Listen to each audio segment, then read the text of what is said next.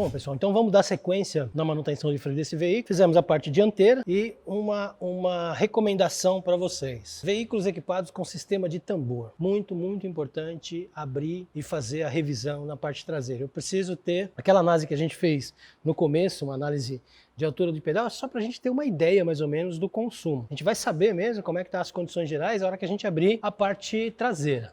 E por que eu digo isso? Toda vez que o cliente, o condutor do carro, aciona o pedal dianteiro, parte da força de frenagem vem para a parte traseira. Então, eu costumo dizer que pisou no freio, as 4 rodas são acionadas. E a parte traseira ela é fundamental para ajudar no direcionamento do carro, né? Se eu não tenho freio na parte traseira, eu tenho uma sobrecarga na parte dianteira, então as pastilhas vão sofrer muito mais, né? Vamos lembrar que eu transformo a velocidade do veículo em temperatura, né? No momento que eu freio um veículo, que eu aciono o freio, todo aquele movimento que ele tem, aquela energia cinética de movimento que ele tem, vai ser convertida em temperatura através do atrito das pastilhas com o disco e das lonas com o tambor no carro, no caso desse carro aqui. Então, é extremamente importante que eu faça em 100% dos casos a revisão, a limpeza e a regulagem na parte traseira. E por que eu digo eu fazer a regulagem? Aqui dentro, nós vamos abrir aqui, vocês vão ver que é equipado com um autorregulador, que ele tem uma travinha, à medida que a lona vai abrindo, né, teoricamente ele deveria ir abrindo e fazendo uma autorregulagem. Ele faz sim esse processo, tá? Mas às vezes o desgaste é tão acentuado que não é o suficiente para que ele faça a abertura toda. Então eu vou ter uma folga entre o tambor e a sapata. Essa folga é que aparece no pedal. Tá. E o que acontece no processo de frenagem? Quando o cliente freia, a pastilha, nós vimos lá, eu conversei com vocês, a pastilha está no máximo 5 centésimos de distância do disco, ela está muito pertinho, né? Ela não está encostada, eu tenho lá um espaço onde tem uma circulação de ar ali, mas ela está muito pertinho. E aqui o que eu tenho? Eu tenho a sapata, nós vamos abrir aqui, vocês vão ver, nós temos a sapata e eu tenho umas molas de retorno aqui, né? Então aciona, o cilindro mestre empurra as sapatas. Toda vez que ele tira o pé do freio, a mola puxa isso de volta. Então, se eu tiver um desgaste excessivo, eu vou ter uma folga excessiva. Quando o cliente freia, como a pastilha está pertíssimo, ela vai ser acionada primeiro. Até a lona tirar essa folga e começar a encostar no tambor para ajudar no processo de frenagem, o carro está quase parando, né? E vamos lembrar que às vezes a gente está um pouquinho mais depressa, está andando um pouquinho mais rápido, né? Ou então eu tenho passageiros, mais bagagem, né, localizado na parte mais traseira do carro. E aí essa condição de desgaste, ela fica mais acentuada se eu tiver uma deficiência na traseira. Vamos desmontar aqui, aí a gente entra em mais detalhes aí e vamos falando de mais coisas aqui, que é super importante a gente fazer a manutenção em 100% dos carros que entram na oficina para fazer a troca de pastilha. Então eu vou usar a mesma chave, eu tenho o mesmo parafuso que prende o tambor, né? Ele está totalmente solto, né? Freio de mão solto. Então eu vou soltar aqui as guias do tambor e tirar esse tambor fora para a gente dar uma olhada como é que está o desgaste e a condição geral aqui.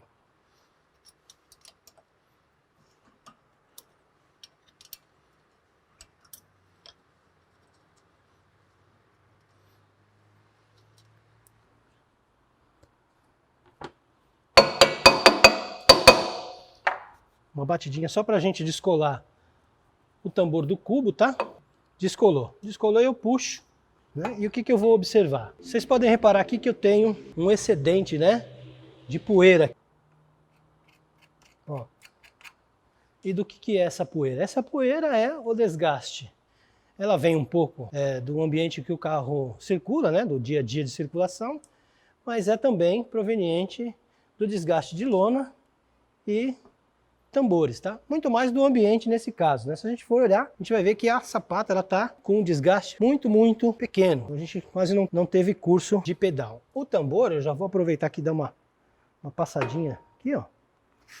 Só para vocês terem uma ideia. Ó. Eu tenho alguns frisos, mas eles é só risco, não é sulco, ele não chegou a fazer. Essa lona não teve um desgaste a ponto de fazer profundo, né? Você passa o dedo, tá praticamente liso, então é só risco mesmo, né? Tanto que eu não tenho nem desgaste aqui, né? Não tem dente. O regulador que eu falei para vocês é esse regulador aqui, ó. Qual que é a função desse regulador? É manter a sapata o mais próximo possível da parede do tambor. Num carro que eu preciso, por exemplo, fazer, não vai ser o caso desse veículo, porque está bem perto, né? Mas um carro que eu preciso fazer, por exemplo, a limpeza, como é que eu faço a limpeza dessa região aqui? Aqui nós vamos tirar esse excedente com um pincelzinho, mas vamos dizer que Luiz, eu tenho que dar uma olhada no geral aqui, porque eu tenho, vamos supor, você tira aqui, ó, aqui está sequinho, mas às vezes você tira, eu tenho uma mancha nessa região aqui do cilindro de roda. O que é essa mancha? Essa mancha é uma umidade do fluido que já está passando para fora. Então, apertando aqui, você vai ver que ele tem uma tendência de jogar mais fluido para fora, né? Então eu já tenho aí um desgaste acentuado no cilindro, a ponto de ter o início de um vazamento já, né? Então eu vou ter essa região aqui totalmente assim, úmida, né? Por conta do fluido. E essa poeira, ela vai estar uma pasta, né? Ela não vai sair que nem saiu aqui facinho, né? Então, tendo a presença disso, eu preciso trocar o cilindro de roda, tá? É um cilindro que tem, ou ele está já quase iniciando o ponto de as gachetas já não tem mais vedação, né? Mas com vazamento ele tem, com certeza. Aí eu preciso fazer a troca. Troca um lado só? Não. Já peço no meu fornecedor os 2 cilindros. Por quê? Por que isso acontece? Isso acontece devido ao desgaste que eu tenho do deslocamento do êmbolo nessa parte interna e naquela condição que a gente falou lá no começo de um fluido úmido e ácido, né? Como esse material aqui é ferro fundido, ele vai estar correndo na parte interna desse cilindro e por isso é que as gachetas não estão sendo suficientes mais para fazer a vedação. E aí então começa a ter umidade para fora do cilindro. Numa condição dessa, água e sabão. Tá? Vou lavar o patinho aqui, vou tirar, preciso dar uma... Água e sabão. Eu não uso nada aqui que não seja água e sabão. Então separo na oficina 2 pincelzinhos aí só para esse tipo de serviço. Uma garrafinha daquelas de água comum de 500 ml, furinho na tampa, eu vou colocar um recipiente aqui embaixo e fazer então a lavagem disso com água e sabão, jogo lá uma garrafinha, ela vai escorrer aqui, tá tudo certo. Em hipótese alguma, eu pego a mangueira de ar e aciono aqui, em nenhuma parte do veículo, principalmente aqui. Por quê? Aqui eu tenho um conjunto que trabalhou num tambor de ferro fundido e eu posso ter o desgaste, eu posso ter um pedaço um pouco maior aí de material que se soltou do tambor ou mesmo da lona, né? E isso pode ser que na hora que você bata o ar, voe de encontro a você e isso acaba causando um acidente, pega no olho, pega no rosto, né? Além de encher a oficina todinha de pó, né? Então, limpeza disso aqui. Pincelzinho, reservado só para essa finalidade, água e sabão, mais nada. Esse recipiente não precisa mais do que isso, tá? Para fazer a limpeza aqui. Aqui nós não vamos jogar água, mas tá totalmente limpo, né? Vou passando aqui para vocês verem, ó. É mais poeira mesmo, do próprio ambiente que o carro rodou até então. Mas em hipótese alguma eu bato o ar aqui, por uma questão de segurança. Lavei, aí inicio a parte de desmontagem. Então desmonto toda a parte de tambores, os pregos, tiro para fora. Luiz, tenho lona, tenho vazamento e tenho lona. Preciso trocar? Preciso. Se o fluido de freio atingir o material de atrito, está contaminado, né? Então ele vai ter uma deficiência na função de atrito quando ele encostar no tambor e eu posso ter o comprometimento da ancoragem da lona na sapata, né? Vamos recordar que a maioria dos veículos agora, as lonas são coladas, elas não são mais rebitadas, né? Então esse fluido pode sim iniciar um processo de comprometimento da ancoragem da lona na sapata. Desgaste normal. Tudo tranquilo, lavei, que nem aqui, ó. Nesse caso, vou montar de novo. Luiz, como é que eu faço a regulagem disso? Se vocês observarem aqui, eu tenho uma trava. Então eu vou pegar uma chave de fenda. Uma chave de fenda eu vou levantar a trava e a outra chave de fenda eu vou girar a catraca do regulador. E por que eu não faço isso direto no regulador?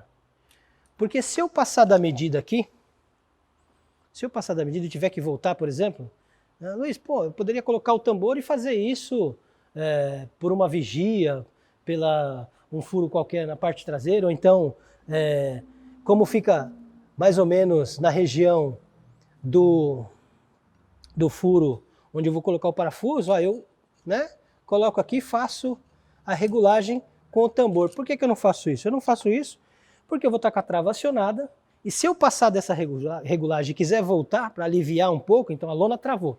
Coloquei lá, o tambor está na posição, eu vou fazendo aqui pelo furo de roda, ou pelo furo aqui do guia. Vou girando a catraca, travou, eu quero voltar, eu consigo voltar? De maneira nenhuma. A trava vai impedir. Se eu forçar, nesse caso nem tanto, porque é uma trava bem robusta ancorada aqui no patim, mas a maioria deles, a trava pula aqui dentro. E ela cai e fica aqui na parte de baixo. Então como é que eu faço a regulagem disso? Desmontei, limpei, eu coloco o tambor,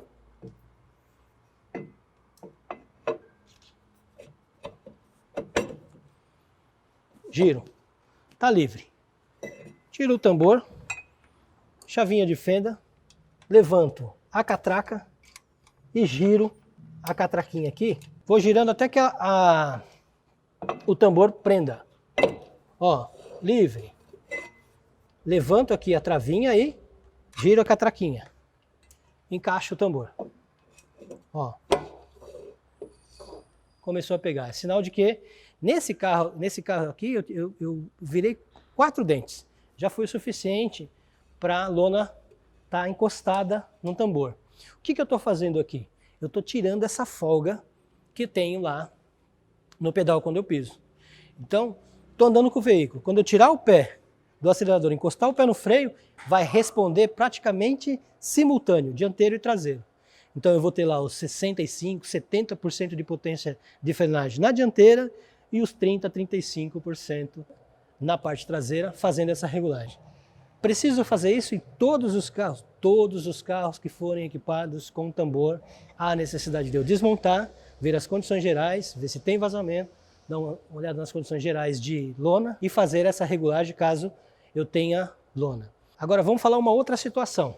Tenho lona, não tenho vazamento, tá tudo bem, só que eu tenho um problema, eu sinto que o freio traseiro não responde, ou então eu tenho um desgaste muito acentuado de pastilha. Lembra que eu disse para vocês que eu transformo o movimento do veículo, então a energia dinâmica dele, em temperatura. Converto a uma conversão de energia. Lá na frente, o sistema é todo aberto, então a gente tem acesso à pastilha, eu tenho alguns furos de ventilação, então a refrigeração ali, o disco ajuda bastante, e o próprio desenho do sistema ajuda bem a dissipação do calor.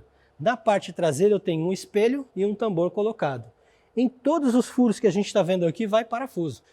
Os menores vão guia e os outros vão parafuso de roda. Então ele vai estar fechado o tempo todo, com uma condição de refrigeração muito ruim. Então se é um veículo, por exemplo, que é uma solicitação de freio mais intensa, um veículo de carga principalmente, vamos falar aí Fiorino, essas picapes, picapinha estrada, a Courier, a Montana, são carros que são assim, utilizados é um carro leve, praticamente, tem um dimensionamento correto de freio, a montadora faz tudo certinho, mas eu tenho uma solicitação um pouco maior na parte traseira. E essa solicitação maior altera a temperatura de trabalho na traseira. Alterar essa temperatura pode fazer com que vidre as lonas. E quando a lona cristaliza, por conta dessa deficiência de troca de calor que eu tenho aqui na parte traseira, eu vou ter a lona, você vai olhar, ela vai estar lá praticamente nova, na medida original, e ela vai até o tambor. Funciona o regulador, você regula, fica bonitinho,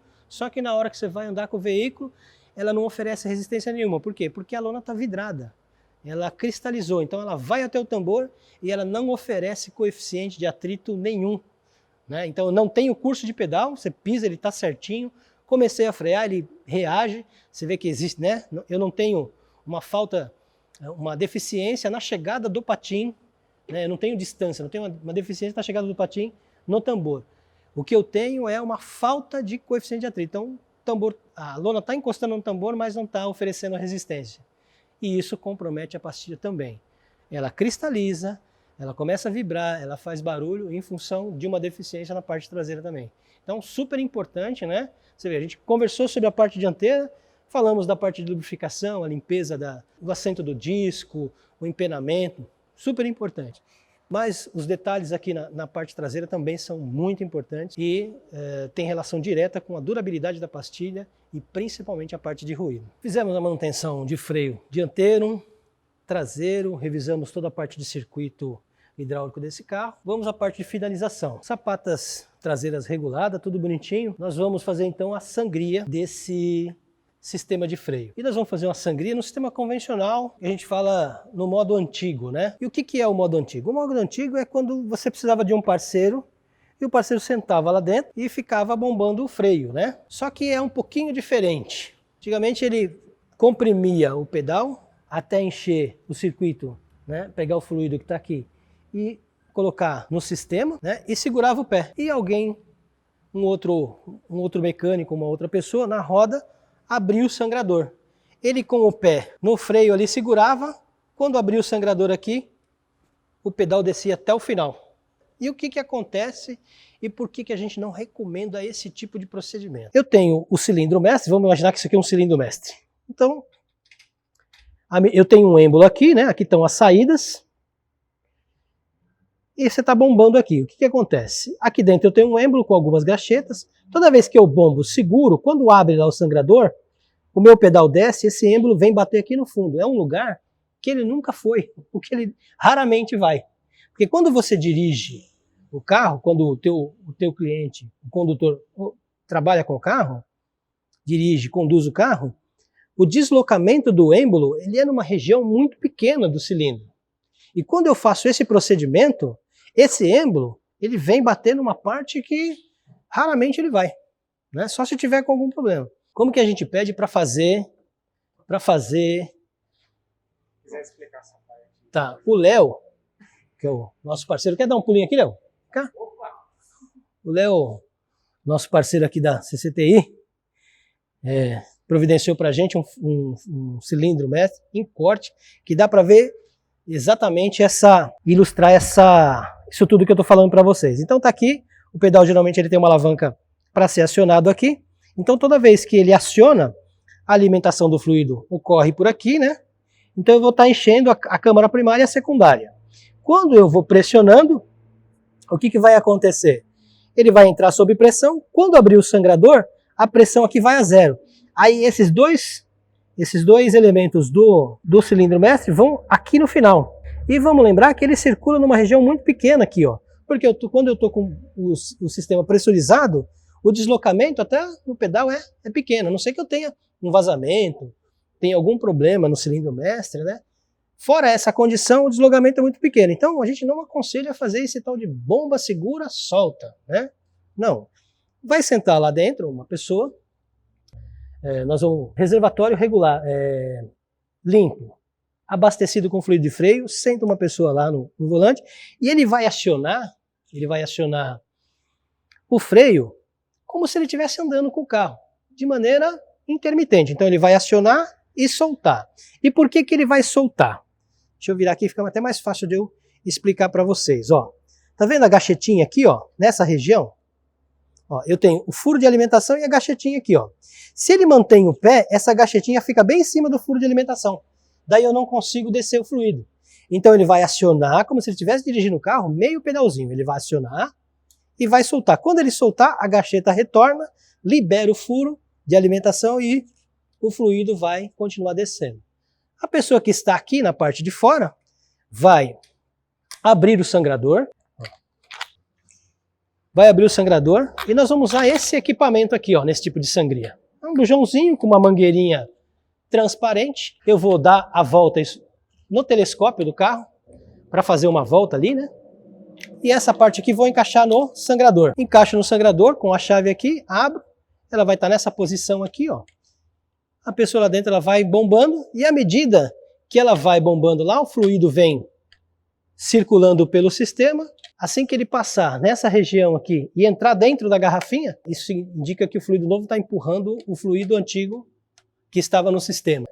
Empurrou aqui para dentro, eu fecho o sangrador. Então, Tudo montadinho aqui, né? Parceiro de trabalho lá dentro acionando o freio. Então, lembrando, meio pedal e solta. Super importante ele soltar para o fluido que a gente tem novinho ali e descendo, né? Eu vou ter uma quantidade de fluido antigo na tubulação e aí esse procedimento ele vem fazendo, vem tirando, né, o fluido novo, vem empurrando o fluido velho. A hora que o fluido velho subir aqui, deu a volta, entrou, na garrafinha eu fecho o sangrador. Está sangrado esse lado. Ele pode continuar lá acionando meio pedal e soltando, sem problema nenhum. Eu vou passar do lado dianteiro esquerdo para o lado dianteiro direito. Tá? Abasteço de novo o fluido até o nível, monto da mesma forma do lado dianteiro direito e faço o mesmo procedimento. Abro o sangrador e aguardo o fluido novo empurrar o fluido velho para dentro do coletor. Então, roda dianteira direita, dianteira esquerda, desculpe, roda dianteira direita, depois roda traseira esquerda e depois roda traseira direita. E por que que eu faço a sangria nesse formato? No formato Z, né? Então, dianteira esquerda, dianteira direita, traseira esquerda, traseira direita. Os sistemas de freio automotivos, eles são em X, né? E como é que é esse negócio de em X? A região do cilindro mestre que atende a roda dianteira esquerda, atende também a roda traseira direita. E a região que atende a roda dianteira direita, atende a traseira esquerda, ele é cruzado. Então quando eu faço a sangria em X, quando eu faço aqui, e depois lá, eu estou atendendo os dois lados do cilindro ao mesmo tempo, na dianteira e da traseira. Luiz, mas eu já ouvi falar da loja, ir a partir da roda mais distante do cilindro, desde que seja a sangria realizada em Z, você pode começar da traseira para frente ou da frente para a traseira. Tanto faz. Aqui nós estamos partindo da roda mais perto, né? Essa roda é a que está mais perto aqui do sistema de freio. Independente, não tem, né, não tem uma lógica isso. Tem que começar na traseira. Tanto faz. Desde que a sangria seja executada nesse formato, não tem problema nenhum. Fiz isso nas 4 rodas. Fluido velho empurrou fluido novo, posso fechar e perguntar para o meu parceiro de trabalho dentro do carro, deu pedal? Ele vai falar, tranquilo, pedal, perfeito. Está feito então a sangria e a substituição total do fluido. Sempre faço a substituição total do fluido. Tá? Fluido de freio não se completa. Por quê? Primeiro, eu não sei a marca do fluido que está no veículo, né? Principalmente se é um veículo que não tem histórico de manutenção na nossa oficina, né? Então, se não tem histórico, eu não tenho histórico, mas não sei que manutenção que foi feita e com qual marca de fluido. Então, faço a substituição total. Vou então para o procedimento de regulagem de freio de mão. Lembra que nós fizemos uma regulagem de sapata, né? Com a intenção de deixar a sapata o mais perto possível do tambor para ter um acionamento simultâneo dianteiro e traseiro. Mas aí eu tenho freio de mão. Então eu abaixo o veículo, ponho o veículo com as rodas apoiadas no chão e aí então eu faço a regulagem do freio de mão. E por que que eu faço isso? Quando eu suspendo o carro, a roda tem uma tendência a ter um deslocamento no comprimento do telescópio. Quando ela se desloca para baixo, o que vai acontecer? O cabo que faz o acionamento do freio de mão, ele vai esticar. Se eu fizer essa regulagem nessa posição, ele vai estar totalmente esticado. Quando eu colocar o carro no chão, ele vai retornar para a posição de trabalho e aí então essa folga vai comprometer a regulagem que eu fiz, vou ter que fazer de novo. Então, terminei de fazer a sangria, vou fazer o pré-assentamento da pastilha, desço o carro e aí então faço a regulagem do cabo de freio de mão. Regulado o freio de mão, pré-assentamento. Como é que se faz o pré-assentamento de pastilha? Pré-assentamento de pastilha, você procura andar com o veículo numa região o mais deserta possível, né? A velocidade no máximo em 60 km por hora, faço acionamentos de freio até que essa velocidade caia de 60 até 20 km, né?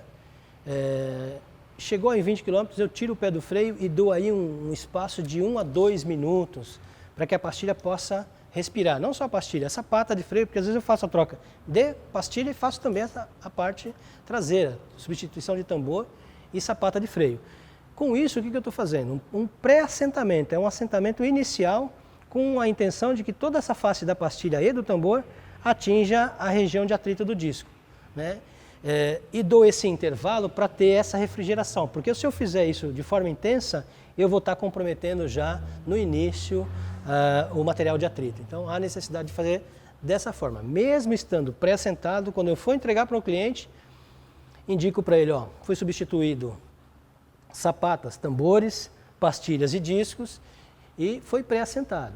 Então, nos próximos 300 a 500 quilômetros, procura trabalhar de maneira moderada para que tenha um assentamento perfeito e aí você vai ter uma longevidade, uma qualidade muito boa durante toda a vida útil desse novo jogo de material de atrito. Maravilha? Então, pessoal, fizemos então a sangria desse veículo, né? Alternando nas rodas e fizemos a sangria da maneira antiga, convencional, mas com o cuidado de não comprometer o cilindro mestre. O correto é você ter um equipamento como esse, tá? Tem N marcas no mercado desse equipamento, é um equipamento automático que você encaixa, você coloca o fluido aqui dentro, ele vem com uma mangueira e um adaptador para você colocar na tampa do reservatório e ele liga ele na bateria do carro e faz o acionamento. O que esse equipamento vai fazer? Ele vai fazer a vez da pessoa que está lá no banco. Ele vai empurrar o fluido com um diferencial muito importante. Não vai haver acionamento, né? Ele vai estar aberto, o fluido vai passar aqui pela força da bomba e chegar até os sangradores.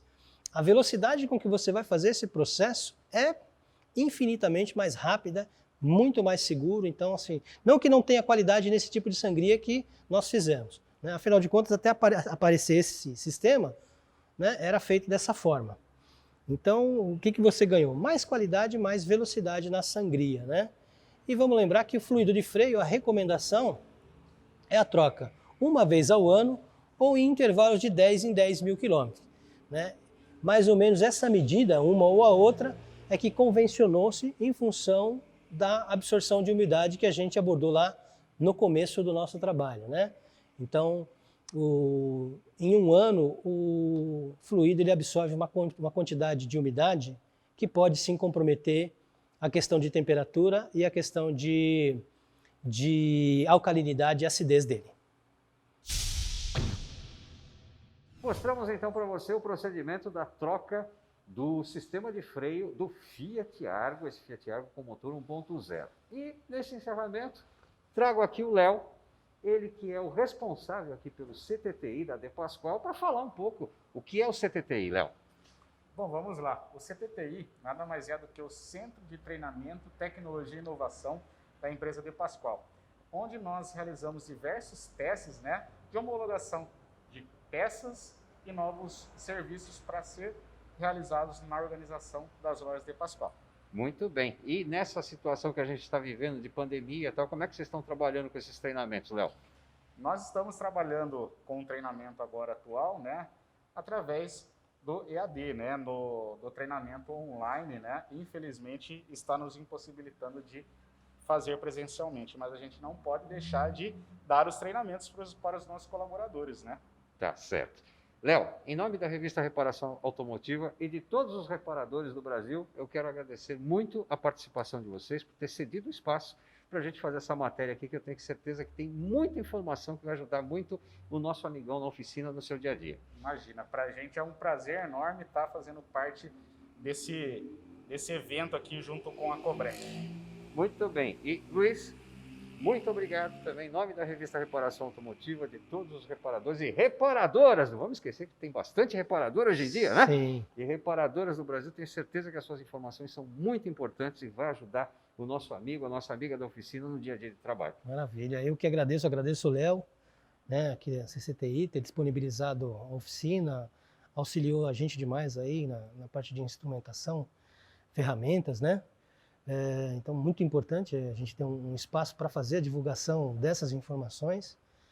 Quero agradecer vocês aqui também, né, por dar essa oportunidade da gente poder levar essa informação e disponibilizar para o aplicador do produto Cobrec, né, não só essas informações, mas esse canal de atendimento, né, e nos colocar à disposição de vocês aí para o que for necessário. Muito bem. Você que chegou agora no nosso canal, não se esqueça, dá seu like lá, dá seu joinha, se inscreve no canal e depois clica no sininho que todas as vezes que nós tivermos novidades você vai ser avisado. A revista Reparação Automotiva você encontra nas melhores lojas de autopeças do Brasil e a versão online está no site reparaçãoautomotiva.com.br. O Reparação é sem cedilha e sem tio. Você também pode nos seguir no Instagram e também no Facebook. Muito obrigado pelo seu carinho, obrigado pela sua atenção e até a próxima!